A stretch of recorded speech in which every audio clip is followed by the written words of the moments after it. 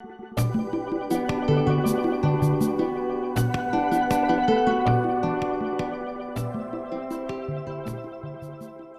PQI members, this is Erin Fierro, a graduate student researcher in the Levy Lab Legion, bringing you another episode of TLDR.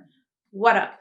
Okay, let's get to the PQI news, because who knows how long it's going to take this wave function to collapse.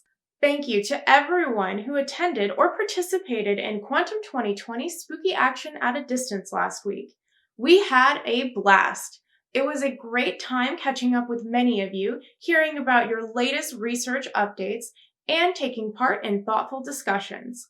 The videos are linked below, and the winners will be announced soon. We want to especially thank our judges for evaluating presentations and staying engaged through all of that Zoom time. For upcoming events, the CMU Material Science Department will be hosting the Program Director of NSF, Dr. Lynnette Madsen, this Friday at noon, discussing how to foster diversity and inclusion in scientific research. Also on Friday at 3 p.m., the QEDC will host a webinar discussing the development of a more inclusive workforce.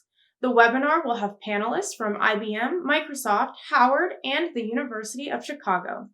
Next week on Monday, the International Ultra-Fast Knowledge Coffeehouse will be hearing from the University of Pittsburgh. Dr. Petek will be first on the topic of quantum plasmonics. Stop by at 9 a.m. to hear his talk.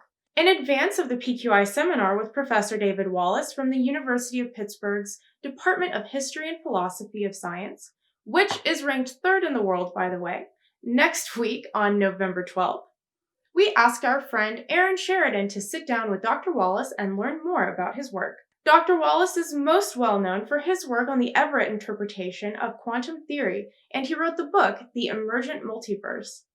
Stay posted for the interview coming this week. Congrats to Dr. Lillian Chong for her awarded support from the Open Science Fellows Program. Dr. Chong is working on determining the physical characteristics of biomolecular recognition and protein movement. The Silicon Therapeutics Open Science Project is another open source solution to a complex research issue. Check out the links below for details.